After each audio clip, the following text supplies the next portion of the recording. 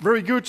Then on to the next part of our program. And let me provide you with a short background of the speakers we will have on stage now. Starting with Jerome Powell.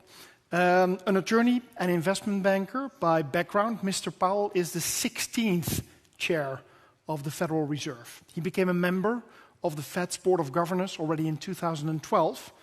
And Mr. Powell was nominated by President Trump and appointed Fed chair in 2018. In 2022, Powell was nominated as Fed chair by President Joe Biden and reappointed for a second four-year term. Over the years, Mr. Powell has gained a reputation of consensus builder and problem solver. On Klaas Knot then. Mr. Knot has been president of the Dutch Central Bank since 2011. In that capacity, he is also a member of the Governing Council of the European Central Bank. And in addition, since 2021, Mr. Knot has been the chair of the Financial Stability Board, the international body that monitors and makes recommendations about the international financial system. Also, he's a professor for monetary stability at the University of Amsterdam. Claire Jones will be moderating today's interview. Mrs. Jones joined the Financial Times in 2011, initially covering the UK and the Eurozone, living in Frankfurt. And today, she is the US economics editor. She's been covering growth and the rates environment intensely. And she's also calling herself a bit of a geek in keeping track of what central bankers do. I'm super happy. Please welcome on stage Claire, Mr. Powell and Klaas Knot. Hey Claire, I'm leaving it to you. Thanks very much.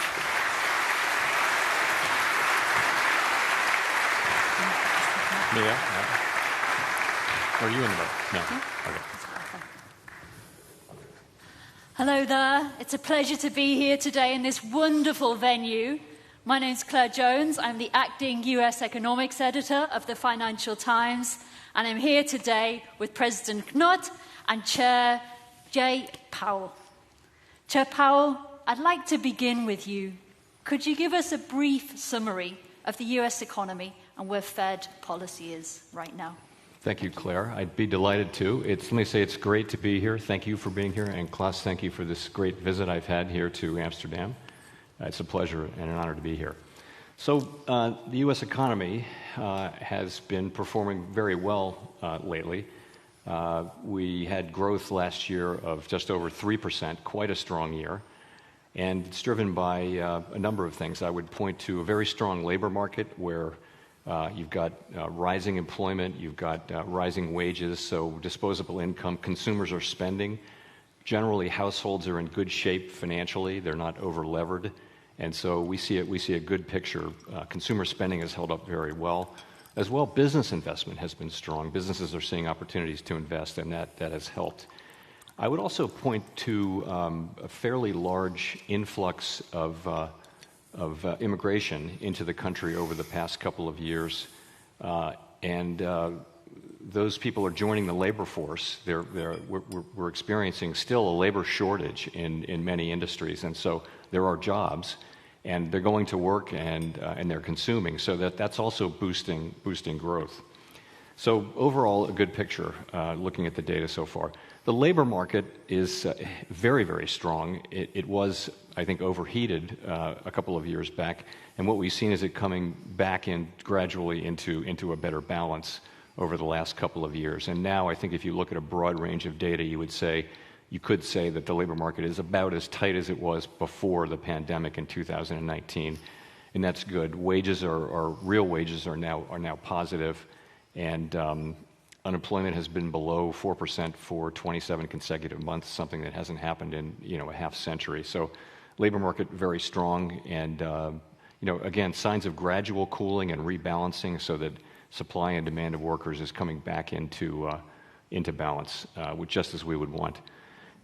Inflation, it's worth starting with the fact that on a 12-month basis, headline inflation got as high as 7.1%, is now down to 2.7%. Core inflation got as high as 5.6% and is now at 2.8%, so it's down by half. That progress, though, really happened over the course of last year, particularly the second half of last year. The first quarter in the United States was notable for its lack of further progress on inflation. We had higher readings in the first quarter, and higher than we expected. We did not expect this to be a smooth road, but these were higher than I think anybody expected. And so what that has told us is that we'll need to be patient and let restrictive policy do its work. If I turn to the outlook just for a second, I would say we expect continued growth, 2% or better. We expect the labor market to continue to be strong, but to move further and further into balance. And I expect that inflation will move back down on a monthly level, on a monthly basis, to levels that were more like the lower readings we were having last year. I would say my confidence in that is not as high as it was, having seen these readings in the first 3 months of the year. So we're just going to have to see where the inflation data fall out. And I'll stop there with the economy. Thanks. Thanks very much. We'll be digging into some of that later in the discussion, but now I'd like to turn to President Knot. Could you maybe give us a little bit of a sense of how you judge the state of play in the Eurozone and here in the Netherlands? Yeah, I think the state of play in the Eurozone is not entirely comparable to that of the US. We just came out of more than a full year of economic stagnation. Now, luckily, the signs of recovery are clearly there. We started off the new year much stronger than we had expected. And if you look at the soft indicators, that recovery is expected to continue into the second quarter, and it's even expected to accelerate in the second half of the year. And this is mainly on the back of ongoing recovery in real wages, ongoing recovery in purchasing power, and strong consumer demand. Now, there are two ways in which you can look at this recovery. Of course, you can say, on the one hand, the economy has proven to be resilient. We've went through quite a number of shocks, monetary tightening, unprecedented, and yet we did not really go into a recession. The sacrifice ratio of the disinflation process that we had to go through was virtually zero. Unemployment did not budge. So resilience was there. But on the other hand, the growth was clearly not as abundant as it was in the US. And that is clearly remarkable. Now, I think there is a multiplicity of factors behind this growth differential, but if you allow me to single out the two most important factors in my view. First of all, fiscal policy. And this was not only about the size of the fiscal stimulus, it was also about the design of the fiscal stimulus during the pandemic. In the US, there was a choice for temporary layoffs, income support, and then rehiring when the economy reopened again. Well, that means that a lot of labor reallocation took place, and we know that such reallocation is very productivity enhancing. But in Europe, we chose a different approach. We chose an approach that was focused on job security. The governments essentially took over the wage bills of the firms. And as a consequence, we froze the supply side of our economy for a couple of years. Then during this period of stagnation, there was a lot of labor hoarding, which means that we have gone through a number of years where there has been hardly any labor or, for that matter, capital reallocation. So we have not enjoyed these efficiency benefits of reallocation as much as the US. And secondly, the economic impact, the negative economic impact of Russia's unjustifiable invasion into Ukraine were, of course, also much stronger on this side of the Atlantic than in the US. We are a fossil fuel importing area, so it meant that this was a very strong negative terms of trade shock, and this terms of trade shock of which we are recovering still also today. Now, on inflation, I think the picture is that I'm increasingly confident that inflation will decline towards our 2% target during the remainder of the year. This is mainly on the back of goods and food price inflation that is coming down. Services inflation has been resilient for a while, but we're now also seeing the first signs of improvement there. And that has everything to do with a slow but gradual moderation of wage growth, which is quite essential, I think, also going forward in making an assessment of inflation risks. But all these developments clearly point toward further disinflation. Also here, an intriguing question is, of course, is there more similarity or are there more dissimilarities with the development in the US? from the onset of the inflation shock, it was clear that the balance of root causes between, let's say, positive demand shocks and negative supply shocks was different in Europe from the US. The US had a much stronger demand component. I think we had a much stronger supply component. Yet at the same time, there was a remarkable synchronicity if you look at the development of actual inflation. So the bump that you've been seeing in the US, the question for us now is, are we going to see such a bumpy development as well? So far, we've not seen any evidence of it, but that's clearly a warning signal for us, also not to come with any sort of premature declarations of victory. All in all, I do believe that inflation is probably less persistent in the euro area than in the US. And that leads me then to conclude that if we manage to continue on this track, if the incoming data continues to validate this development, that it will be appropriate for us to gradually take our foot off the brake, to remove some of the restriction, the monetary policy restriction that we're currently imposing on the economy. The data that needs to confirm this, a lot of that will be available at our June meeting. We will have an additional data point on the labor market coming out next week, the triangulation between wage growth, productivity growth, and profit margins, which is important. Then we will have new projections. And I'm confident, again, that if they confirm the picture, as I just sketched it, that June will be a good opportunity to make a first move in removing restriction. Okay. Very clear hint at June there. We'll come back to whether we could see further moves in July too. But just to draw on some of your comments there, you seem broadly confident that inflation is going to prove less of a problem in the Eurozone than it seems to be at the US at present. You know, we've seen quite a reasonably high PPI reading today from the US, Chair Powell. Some people have said that looks hot. What do you think of today's reading? And more broadly, is there a risk that inflation becomes a lot more of a problem in the US than it is elsewhere? So we had a producer price index reading just a couple of hours ago, and I would say it's actually quite mixed. The headline numbers were higher, but they were backward revisions, and we're of course disassembling it, taking it apart, and looking at it. And I think markets and analysts are looking at it as I wouldn't call it hot. I would call it sort of mixed.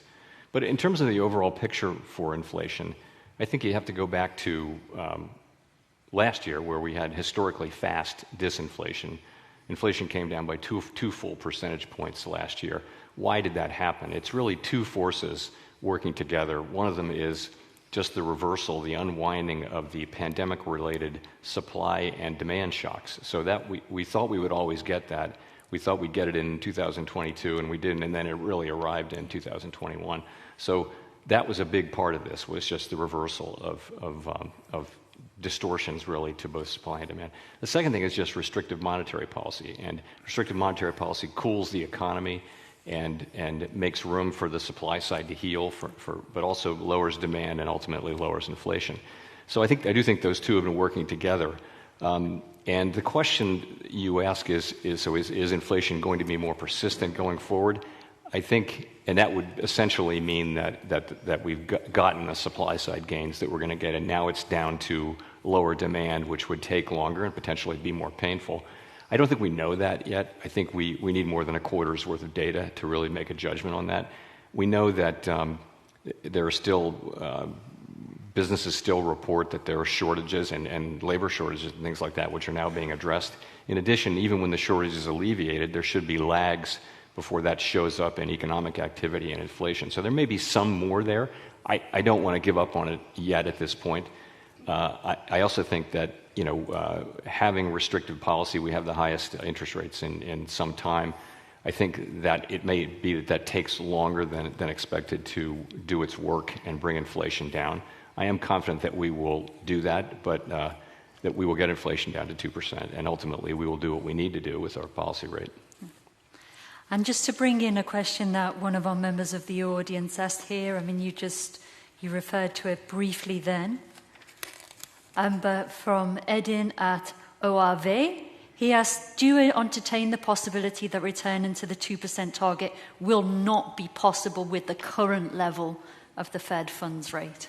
So I think, as I just mentioned, I do think it's really a question of keeping policy at the current rate for a longer time than had been thought. I think by many measures, the policy rate is restrictive.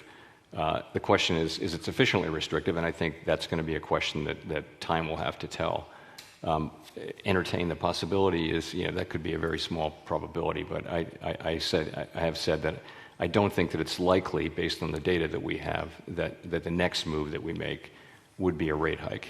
I think it's more likely that we'll be at a place where we hold the policy rate where it is.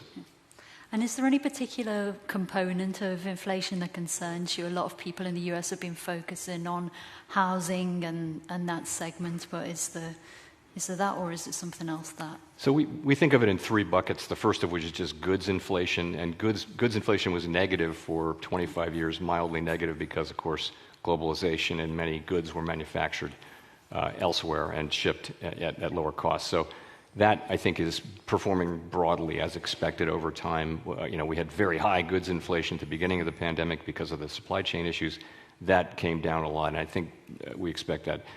Housing inflation has been a bit of a puzzle because current rents have been low. Current rent increases have been low for some time, but they're not showing up. That's not showing up in rollover leases and in owner's equivalent rent. So, I think what we've learned is that the lags between a decline in market rents and it showing up in the measured inflation for housing services is long. Their lags are longer than we thought. But as long as market rents don't go, as long as they're going up at very modest levels, it will show up. It's just a question of when. I think our estimate of the lags is there, and so you've got to look at that. That may affect your confidence, but we have to wait for it to happen. In terms of the biggest part of it is services inflation, non-housing services, and that's more than half of the index. And it's less interest sensitive. It's very sensitive to wages and that kind of thing. We had made some progress there, particularly if you look at the market-based aspects of it. But that's the one that I think may take the longest. At the same time, it doesn't need to go to 2%. It wasn't at 2% before the pandemic. You need the three of those to come out in some way that they're at 2%. And I'm confident that we will get there. Excellent. And just to go back into this theme of divergence, I mean, to summarize your answer, it seems that, you think the geopolitical aspect of Europe being closer to Russia, and also the aspect of not only the scale, but the design of the fiscal response, are the primary drivers of this divergence that we've seen between the US and Europe. Chair Powell, what would your thoughts be on this? Are there other factors that you think are worthy of consideration when trying to understand why the US and Europe seem quite different economic beasts at the moment? So I agree with all of the factors Klaas laid out. I would add we're probably also benefiting from a sort of strictly accounting GDP standard from new workers coming in to a large extent. I think the issue really is, and this is an issue that that the European economic policymakers are very, very focused on right now, is over the longer run, Europe's productivity growth has been about half of the U.S.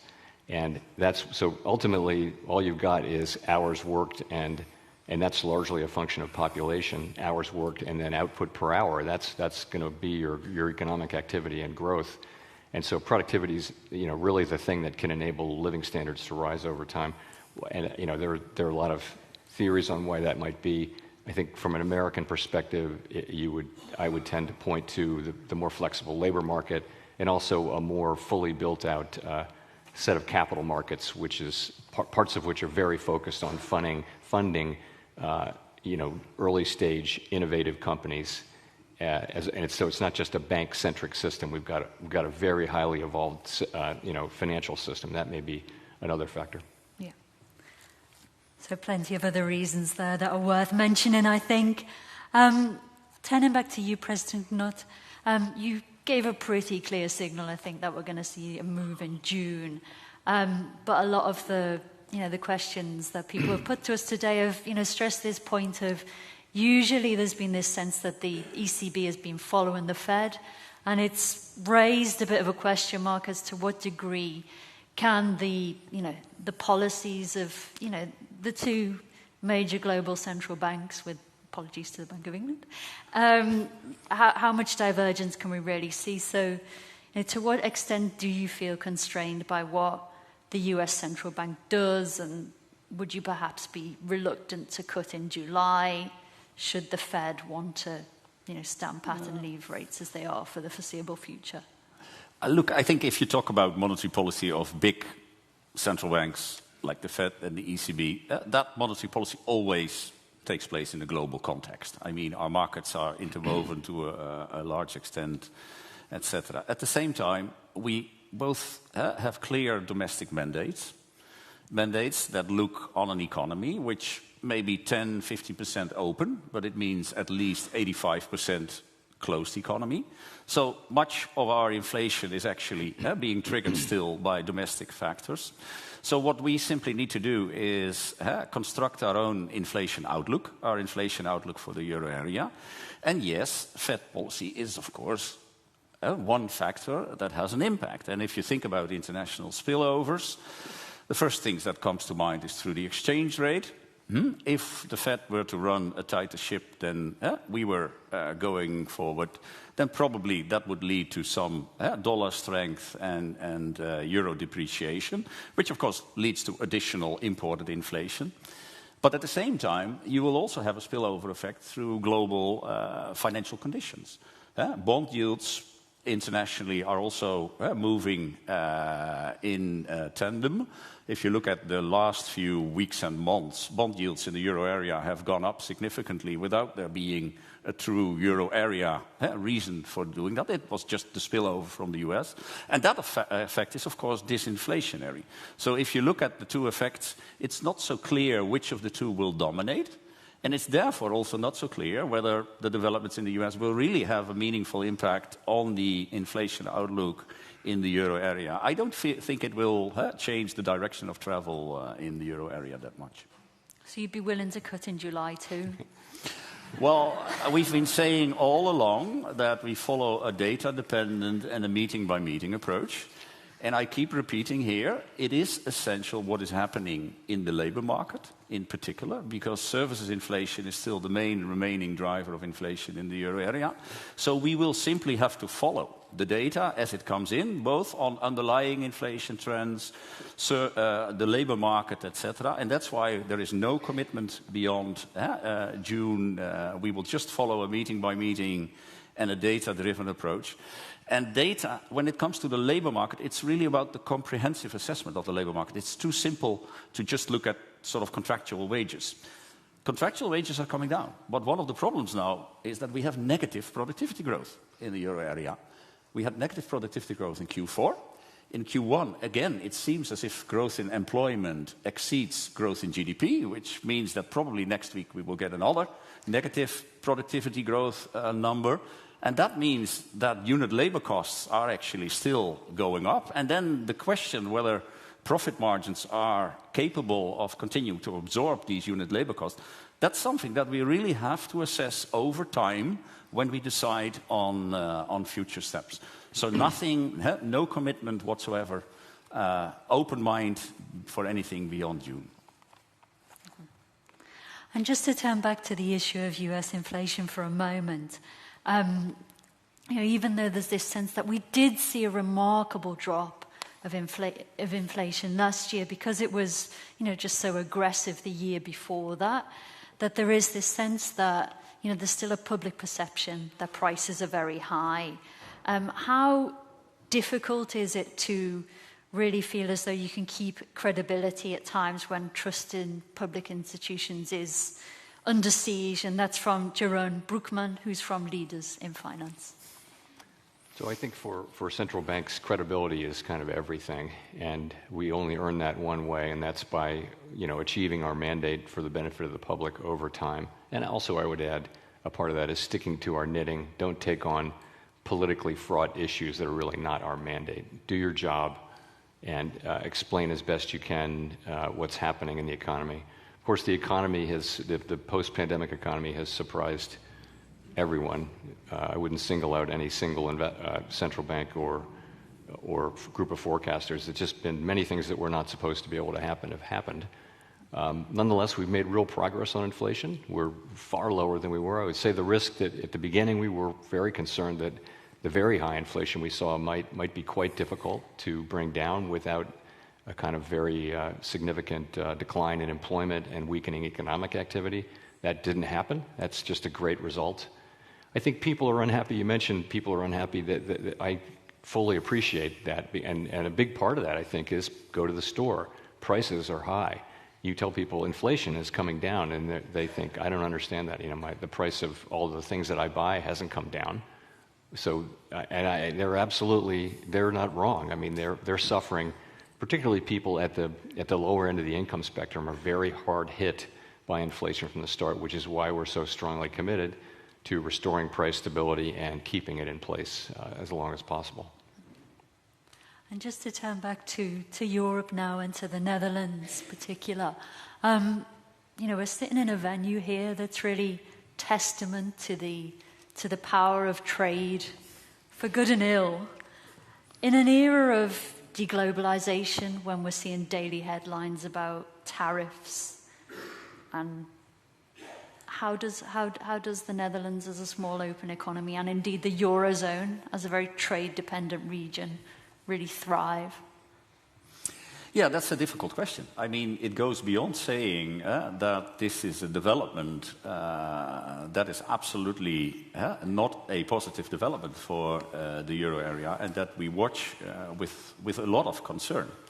Now, fragmentation is there. The train has left the station. So, we have to think about sort of the ways that it can manifest itself and what we can do to try to best redress its consequences.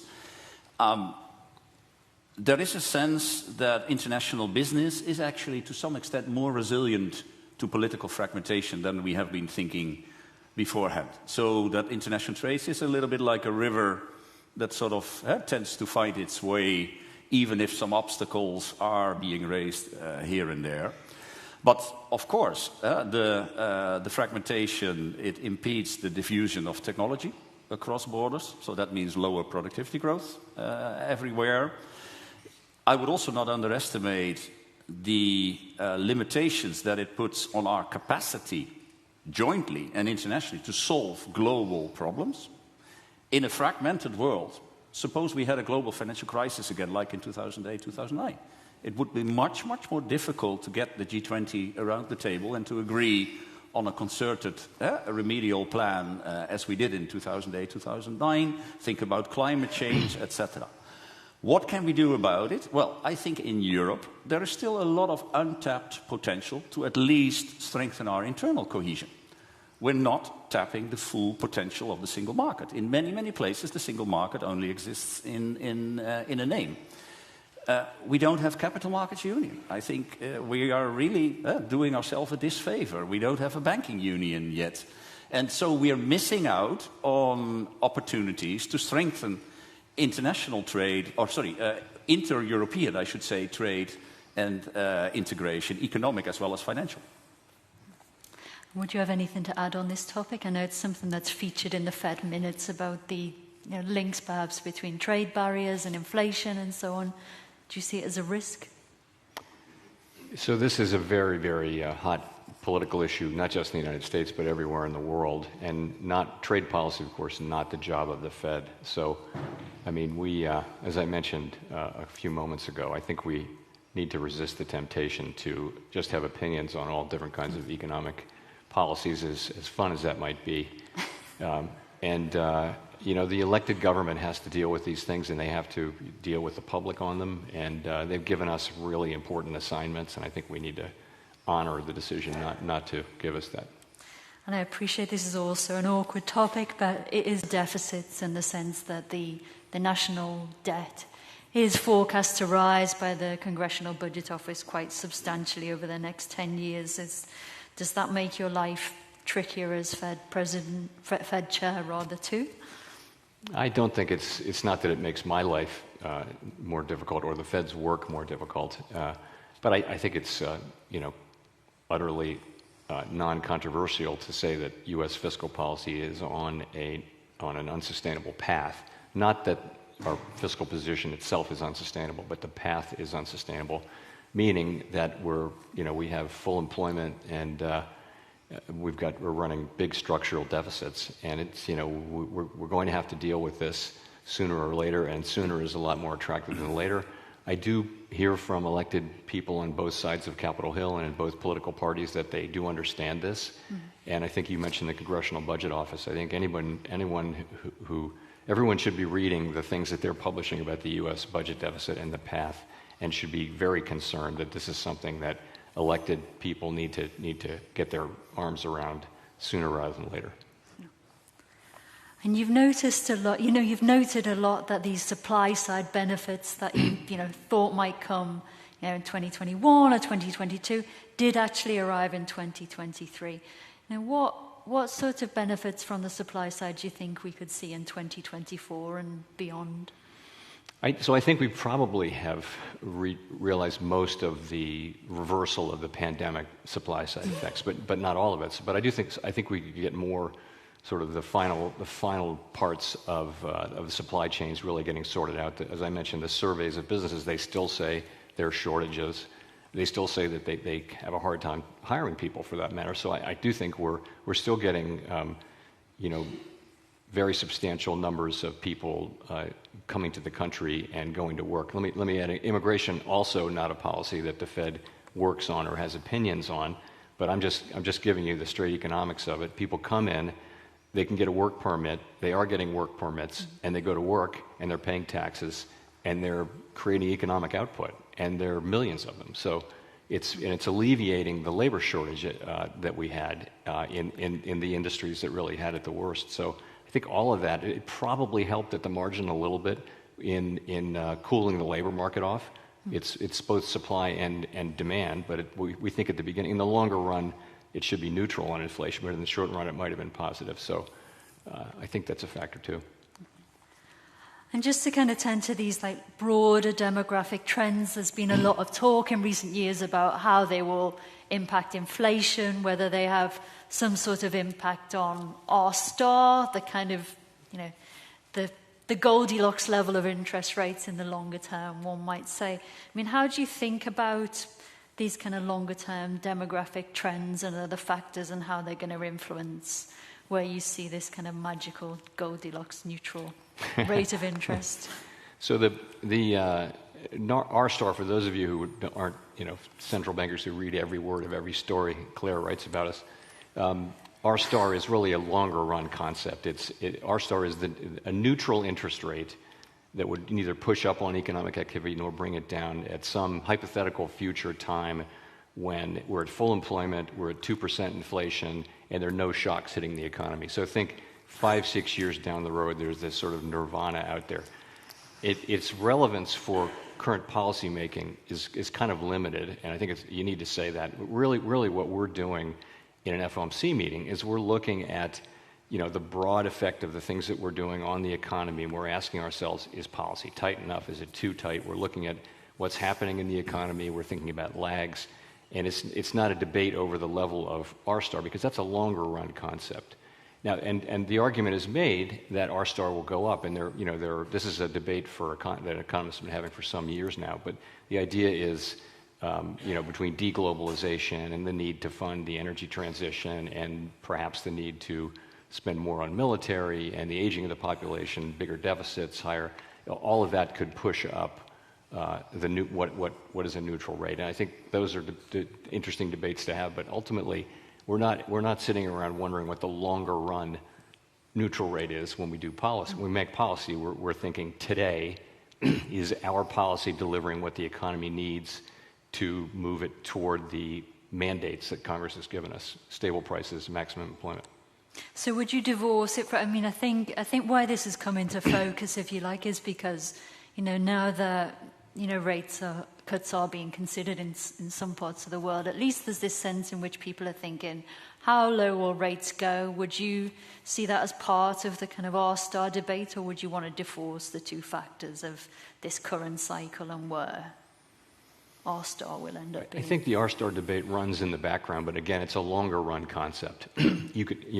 if you wanted to think about a shorter run R-star, that would be more relevant. But that's not the way we think about it. We think about the effect of the things we're doing on financial conditions more broadly and on the economy. And how is it affecting the economy and why?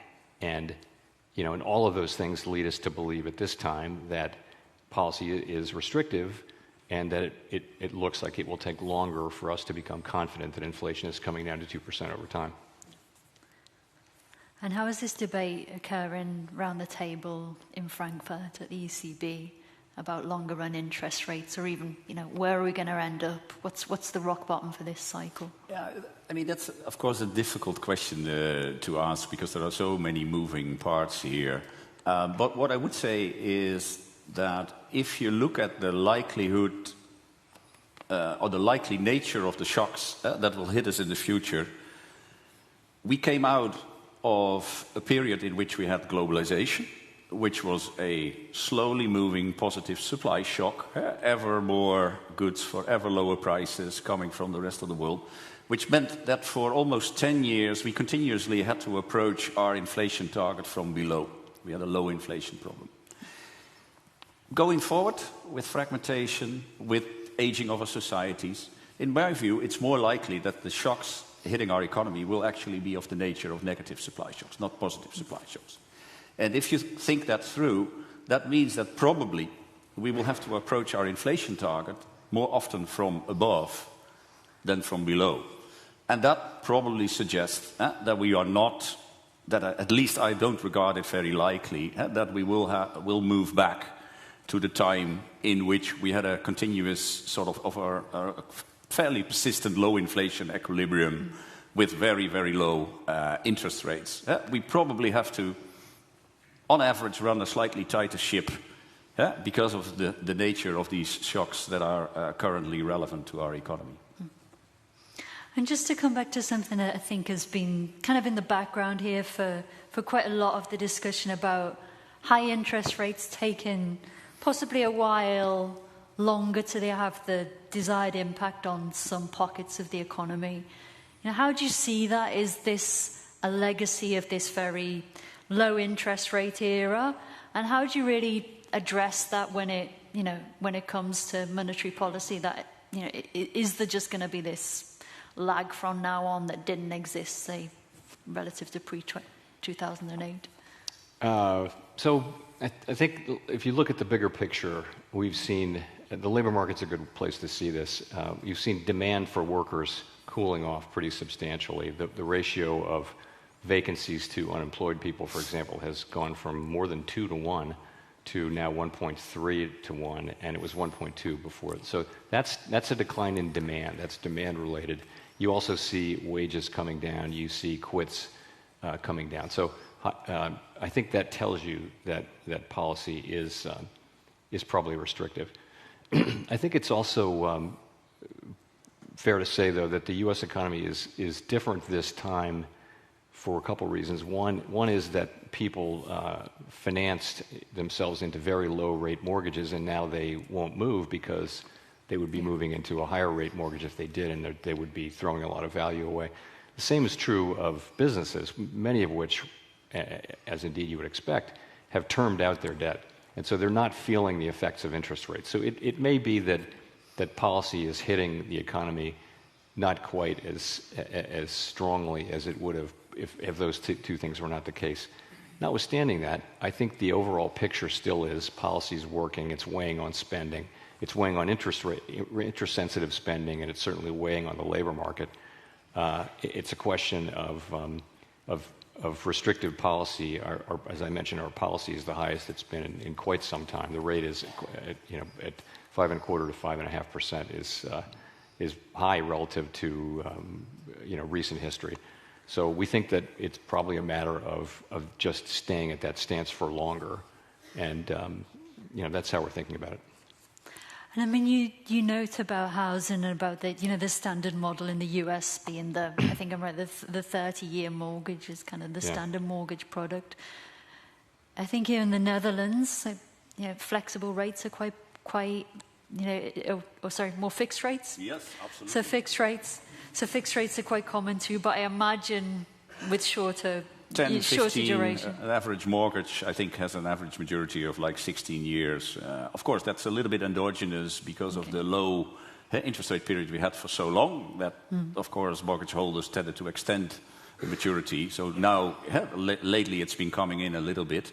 But still, we have a lot of fixed-rate borrowing in the Netherlands, and that has, of course, also mitigated the impact of the monetary tightening, which has been stronger in those areas where there is more variable rate borrowing. But in general, I would say 85% of all financial intermediation in the euro area runs through the banks. So when you look at monetary transmission in the euro area, you have to look at credit. And credit growth has more or less come to a halt. As a consequence, we increased policy rates by 4.5% within 14 months. Credit growth came to a halt. That was a feature of the policy, not a bug. And credit has been flat for quite a while. And now we're also beginning to see the first signs of life again. Now that there is an anticipation that our next interest rate move will be a reduction of rates. You also see the first signs of recovery in credit. So in that sense, I think this is more or less how you would expect monetary transmission to take place in the euro area. And how much of an issue has that been for you in the US, where we do have this, where capital markets play a far greater role, and where, for reasons that were never quite clear to myself, the turn of the year, the markets were predicting, 6 interest rate cuts by the Fed, and pricing credit off the back of that, and there being quite a big, quite substantial growth in lending and refinancing over the first couple of months of the year. How much more difficult does that really make your task that the banks aren't as big a vehicle? For what it's worth, it's a minority of intervention, but banks are still important, and particularly for small and medium-sized businesses that don't have capital market access. And credit has been tighter for some time now, particularly in the wake of the turmoil we saw earlier last year. But still, credit growth has been modest, and that's another sign of tight financial policy. So that's part of the picture. I think the fact that we have capital markets are so important for many consumer loans of various kinds wind up in the capital markets or securitized and are not held by banks. It's just it's a very healthy credit machine for people, but they're feeling these higher. Those are short-term interest rates. I think that the ones that are longer-term interest rates are the ones where they're not feeling it, and that's really mortgages, and that's companies that have turned out their debt. I think other forms of consumer debt are short-term, and the surveys show that people think it's not a good time to buy durable goods like cars and washing machines, and the reason is it's a floating rate loan at a very high level. Yeah, absolutely. And when you look at the banking system as a whole, we've seen some jitters, I think, on both sides of the Atlantic, but on the whole, it seems both systems are relatively stable, despite quite substantial rises in interest rates. Has that surprised you at all? Maybe first to Chair Powell and then to President Knott. Has it surprised? Not really. Our banks are particularly our large banks are strong, well capitalized, very successful competitively, globally.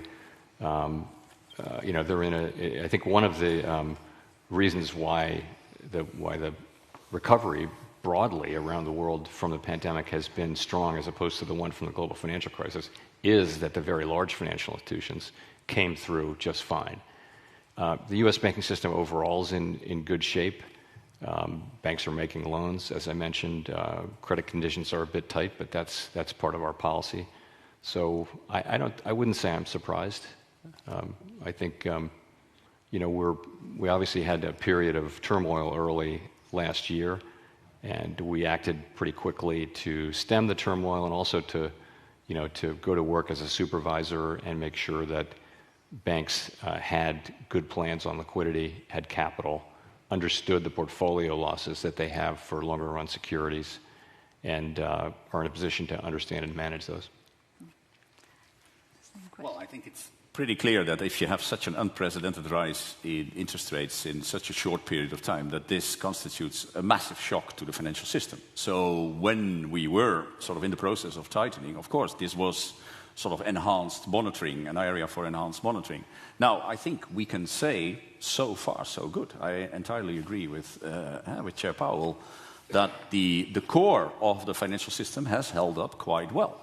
And I think this is in part, I think the success of the financial reform agenda that was rolled out after the global financial crisis under the aegis of the Financial Stability Board, which was very much focused about stronger capital, stronger liquidity, stronger risk management at the banks, which were at the core of the financial system, and that has clearly paid off. Now, there have been some idiosyncratic accidents here, the second-tier US banking system, Credit Suisse, but I think there were idiosyncratic factors behind it. The banks that arrived into trouble in the US were not even part of the Basel III arrangement and the financial reform agenda.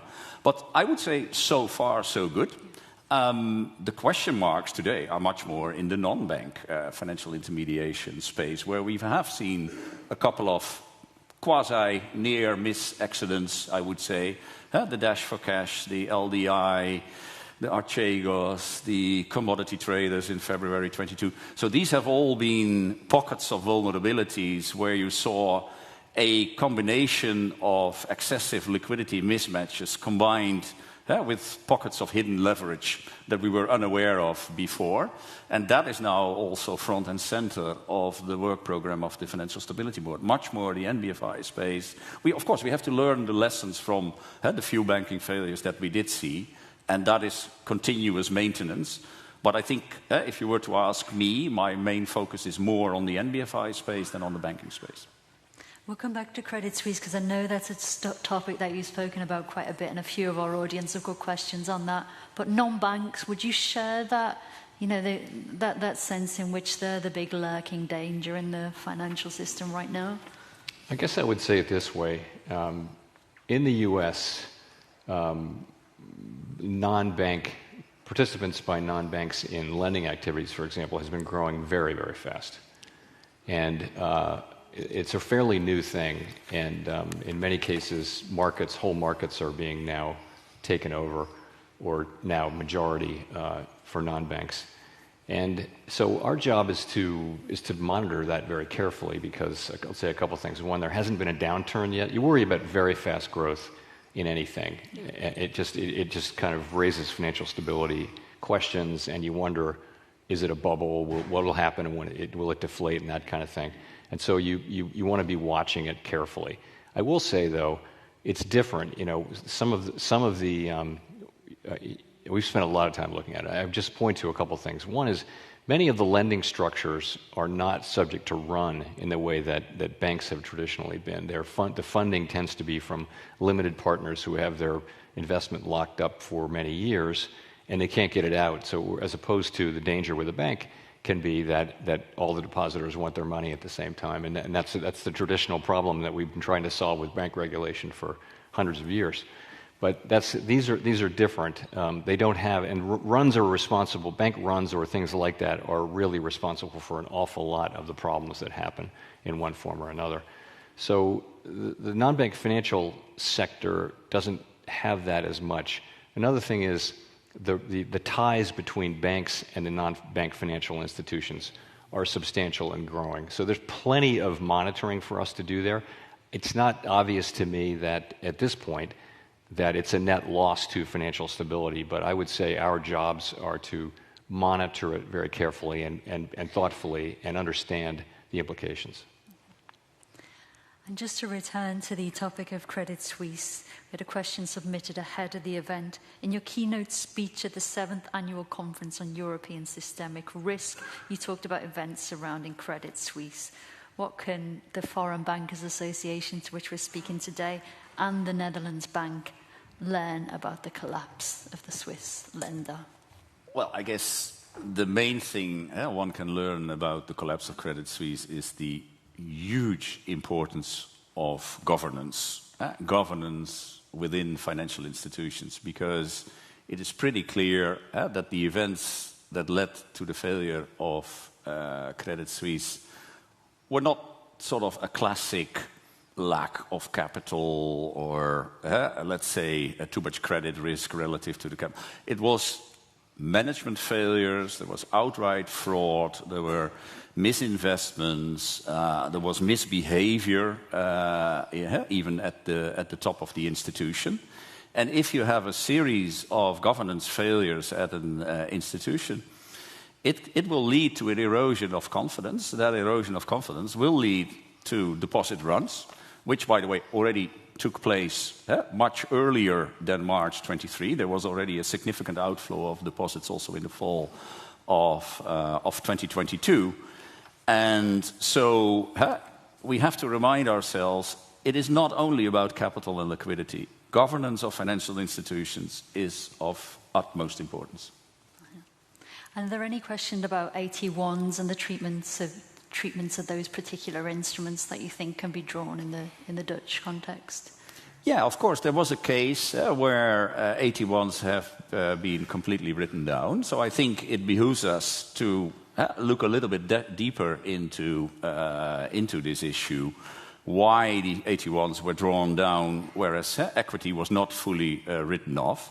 This was, by the way, completely in line with the contractual provisions of the AT1. It was just that not all investors had really read the contractual provisions, so they pretended they were surprised by it.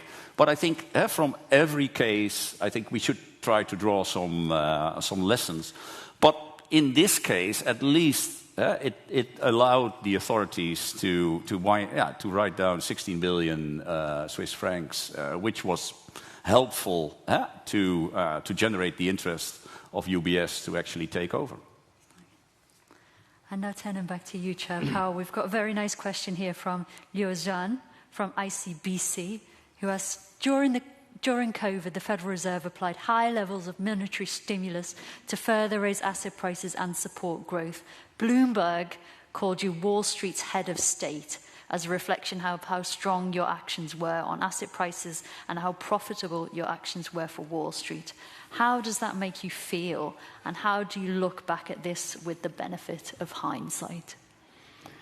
It makes no point of contact with the way I remember those days, so whatsoever. So I would just say this: if you put yourself in the place where we were in March of 2020, no one knew how long it would take to have vaccines. No one knew whether millions of people were going to die fairly quickly, or how long the economy would remain closed, or was it even going to be possible to reopen the economy if it had to be closed for a year? What was that going to look like? So I think it was so uncertain that I came to the view, and my colleagues did too, that we really needed to use our tools in ways that we hadn't before, because I would never have been, if things didn't work out, I didn't want to, if we had to go through a really deep, lengthy downturn, I would not want to have to explain why we didn't do that. So we did, and what happened is we announced these very aggressive, vigorous programs to support markets that we had never had to support before, the municipal market, corporate debt, these were red lines that we said we'd never cross. But the thing is, when we made the announcements, the markets healed themselves. So we made very, very few loans. We had something like $6 trillion in lending capacity. So the announcement effects of the things that we did, it really worked this time. So I think, broadly speaking, that the initial response was very successful and involved ultimately very, very little in the way of actual lending, a lot of announcements. Then the story goes on, and you have the reopening and the inflation, and we're still living through that. I think we'll have to judge that from a greater distance. Anything you'd do differently in retrospect? There's nothing I would do differently in the initial response. I think we did very well, and I think that the world continues to benefit from the strong response that we took, and we really avoided an awful lot of bad tail risk there that could well have come due. Again, I would say on inflation, when inflation kind of unexpectedly arose in the first quarter of 2021, I think we're going to need to. I've tried to resist reaching conclusions about that episode until it looks so different now than it looked a year ago. For example, all the progress we made in 2023. I think we're talking about it in a completely different way now. I think 2-3 years from now we'll be doing the same. So I don't want to try to learn lessons, in the middle of the story. Sure. I think that's very fair. And another question here that's just been submitted from Abir, who asks, is Chairman Powell confident about the degree of independence of the Federal Reserve in relation to the executive branch of government? Do you think you have the powers that you need to defend your independence? Yes, without question, I do. I think when, I talk to elected representatives in both political parties, in the House and the Senate, and I think there's very strong support on both sides of the aisle, on both sides of Capitol Hill, for an independent Fed.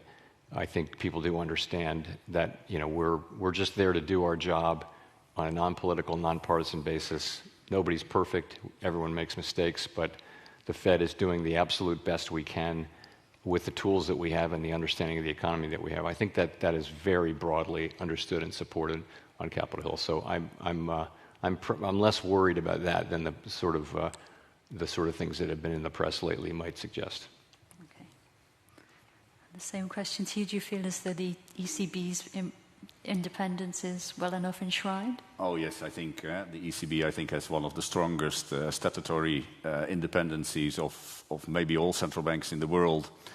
And let's zoom out just for one moment. I mean, this inflation shock that we had, if you compare it to the previous inflation shock of the same magnitude, which was the 1970s, when we didn't have independent central banks, the main difference why I think now we have a credible prospect of getting the problem under control within, let's say, 3 or 4 years, while in the 1970s it took 10, 12 years, and the disinflation was so much more painful.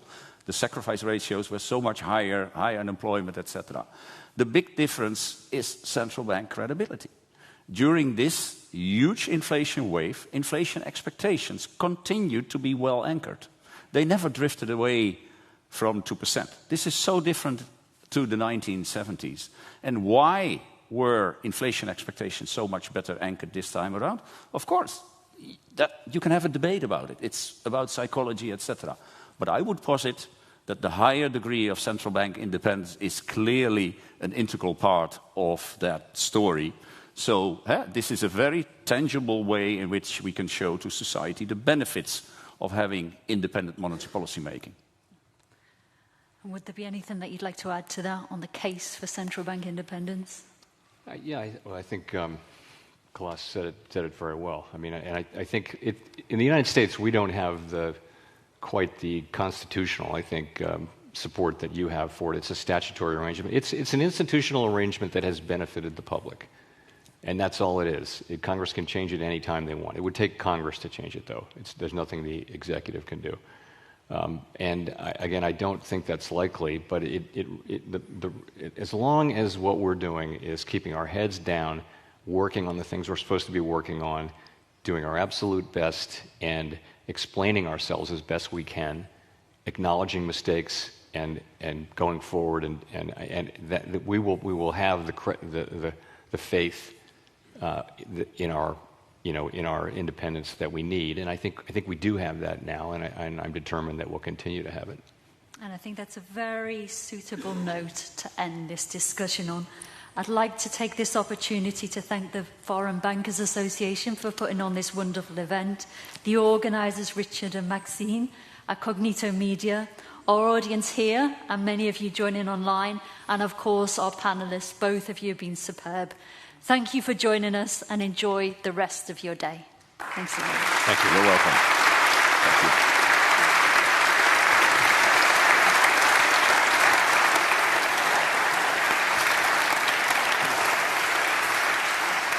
Good. No, please sit, because we Jake, sit for a minute, because we would like to thank you officially also from the whole board, from the Foreign Bankers Association, who has asked me and given me the honor to say some closing remarks after this really impressive session and hearing to the world leaders when it comes to monetary policy and central bank leaders in the Western Hemisphere. My name is Jens Pollen. I'm the other chairman of the FBA, and I'm the Chief and Risk and Financial Officer and Executive Board Member of Mature Bank Europe here in Amsterdam. Can I just say, wow, an insightful discussion about financial markets, the underlying conditions, and the differences about Europe and the US. Also about how to connect the dots.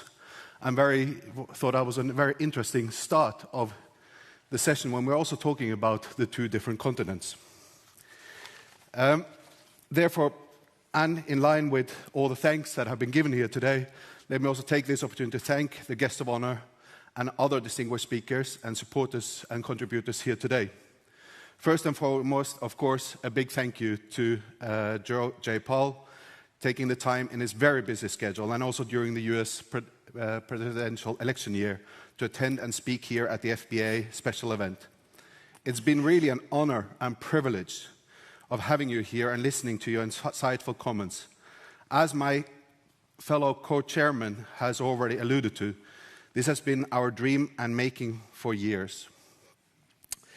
Your long-standing expertise and great insight to the topics of monetary policy, fiscal stability, and supervisory challenges are true testimony to your leadership as a chairman of the US Federal Reserves, and also during the very turbulent times we have seen over the last few years.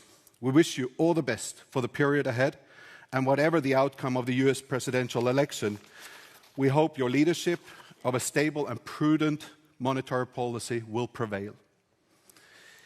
The FBA will also like to take this opportunity to thank Klaas Knot, of course, who has been really an amazing supporter of the FBA over the years, and also DNB's recognition about a diversified landscape, not only benefiting the Dutch banking landscape, but the economy as a whole.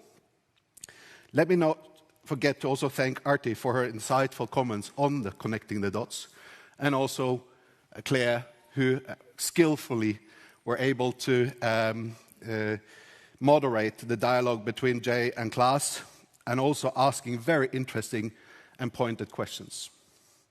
On behalf of the whole FBA, I would also like to say a big thank you to our driving force behind the FBA, and already for many years, Arlette Kudam.